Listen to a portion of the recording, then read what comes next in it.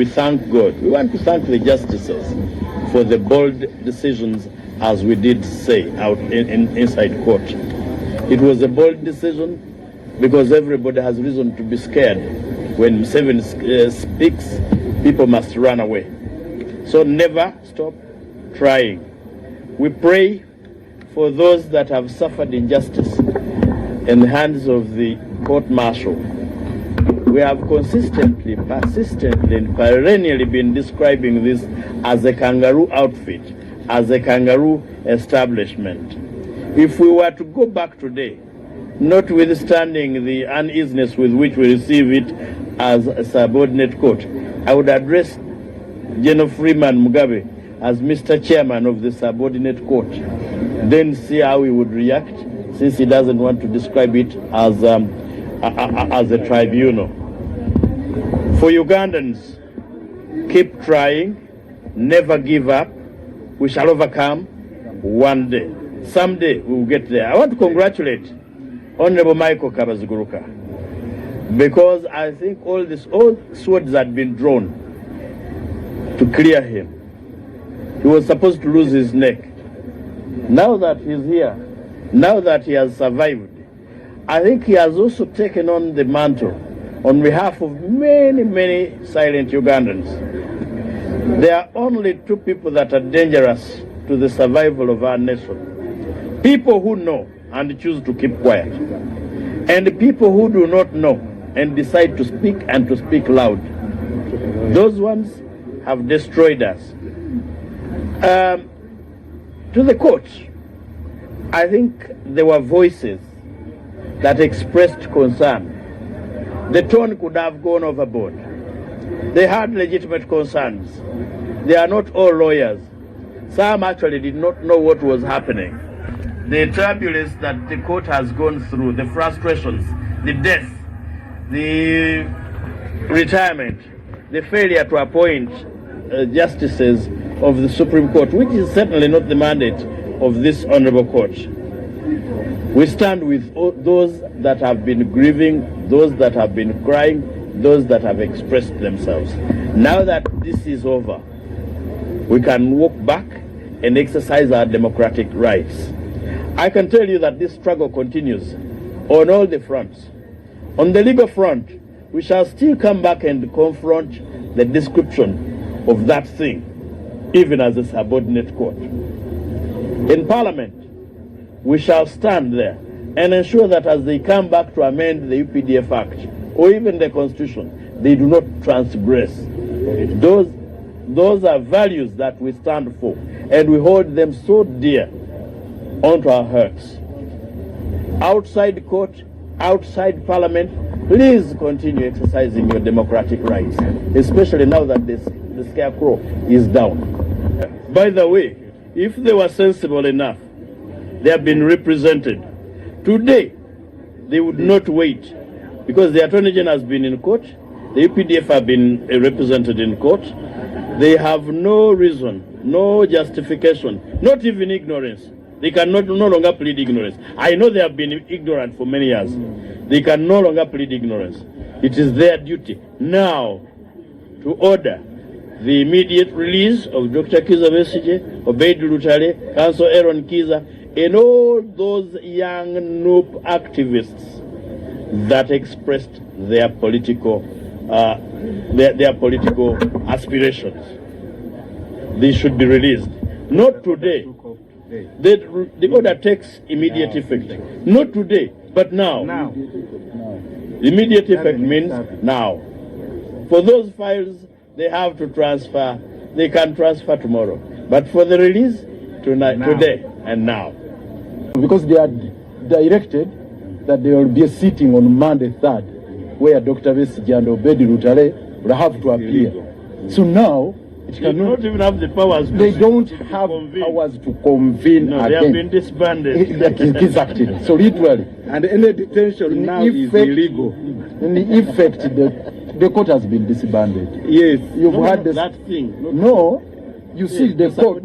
Yes, in as much as they said it is subordinate, for all intents and purposes, in its current shape now, that court cannot. It has been disbanded. It cannot continue. It has been dissolved because the recommendation is go back, the order, go back, amend the UPDF Act, have it reconstituted in accordance with the dictates of the Constitution. So that's what they have to comply with. So they cannot proceed on Monday. Yeah. So that is the position. And not even to constitute and reconstitute and reach and proceed with these cases. These ones have been terminated. Yes. Mu Luganda ebintu bitono nnyo. Buli kintu ky'otaddeko engalo zo kola obuteebalira tokoowa. Olutalo luno lwatandikira wano ne Dr. Kizza Besigye mu mwaka gwa 2005. Ekitongole ky'abannamateeka ekibiina kifuga ekitwala bannamateeka ekitugatta ne kitulagira okujja tusoomoze okuvunaana Dr. Kizza Besigye mu kooti eno ng'ate bamuvunaana ne mu kooti y'amagye n'okugamba nti ye nga atali munnamagye talina kuvunaanibwa mu kooti eyo. Ne tugenda mu maaso ku olwo ne tuwangula. Naye ne tugamba twayagala nnyo okusoomoza obuwaayiro obwatondawo ekkooti z'amagye zino nga businziira mu kawaayiro oba mu nnyingo ya ssemateeka e2010 eyali tekkiriza kuteekawo kkooti wabula ng'egamba nti muteekeewo akakiiko akakwasisa empisa abasirikale bammwe.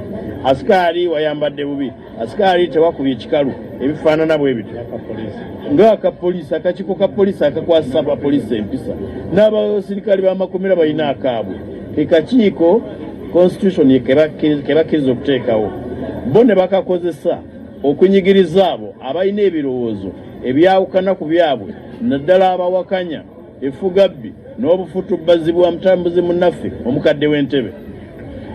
Bwe twavaawo kwesimbawo kuvuganya kw'omuloodi ono ne bagamba nti bagende bagambe nti olw'okuba ye ne muganda we Caleb Alaka nti ekkooti ya Tumwine yabasingisa mbu omusango gw'okuginyooma nti n'ebasasuza eshiringi 1,000 nga za binusu nti tasaanidde takkirizibwa kwesimbawo. Bwe twamanya enteekateeka yaabwe ne tudduka mu kkooti etawulula enkaayana za ssemateeka n'etuwa ekiragiro omuloodi ono kwe yasinziira okwesimbawo n'avuganya n'akulembera ekibuga okumala emyaka 5 ng'omusango ogwo tegukoleddwa. Tuba tukyali awo ne zireeta mutambuzi munnaffe Honorable Mike Abaziguruka omubaka w'e Nakawa mu kiseera ekyo ne bamuvunaana nga omukadde w'entebe agamba nti yali ayagala mutta. Era abantu bangi baatugamba nga muwolereza muti omuntu abadde ayagala okutta omusajja oli ne baga eyo yennyini y'ensonga lwaki mba nteekwa ate oyo okumuwolereza. Kaakati ne tuddayo mu kkooti ya ssemateeka neeyimiriza. Era ono mumulaba abadde Honorable Abaziguruka atambulira ku kiragiro kya kkooti ekigamba nti bayimirizeemu okutuusa nga omusango guwedde ne gugwa mu kkooti ya ssemateeka gavumenti n'etamatira n'ejulira. Kakati oba ebadde ng'ekolera ku butamanya buweddewo Bayibuli egamba nti bali balanga ebyo ebyakolebwa mu biro eby'obutamanya.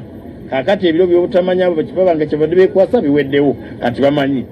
Abantu abali mu makomera ku biragiro bya court martial oba kooti y'amagye nga bwe badde bagiyita okuva n'essaawa eno si lwaleero naye kati ku ssaawa eno baliyo mu bumenyi bw'amateeka n'abalina emisango gyonna egibadde gibavunaanibwa mu kooti y'amagye gyonna gisaziddwamu.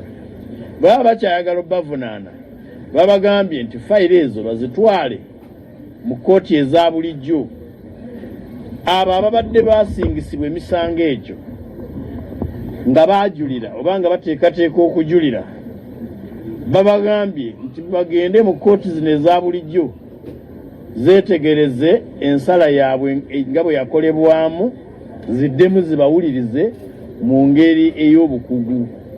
Ensonga kooti kwesinzidde kwe kubeera ze zino wammanga nti bw'oyingira obuyingizi mu kooti y'amagye eyo nga bwefaanana olabirawo obutali bwenkanya. Kati ate bwe gutuuka ku ffe abamanyi olabirawo obutamanya.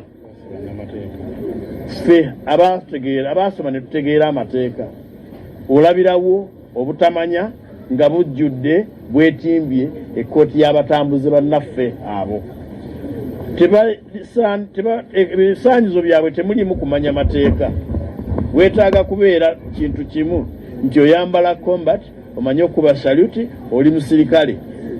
Saabalamuzi alina ne watuuse n'agamba nti nga bw'oyinza okuyita yiyo omulamuzi n'omugamba ennyonyi eyiyo tikka abasaabaze ogende ebwa Ethiopia, oba genda mu theatre e Mulago kwata ebyambe biibyo, omutambuze munnaffe oyo yazzaako abantu olubuto lumuluma lulabika lulimu ekirimu, sala okijjemu.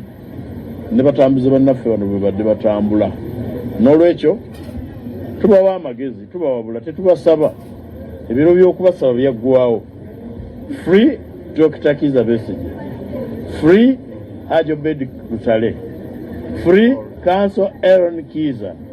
Free all political prisoners remanded, our NUP brothers and sisters, and those other civilians remanded on orders of this kangaroo outfit. Don't free them today, free them now.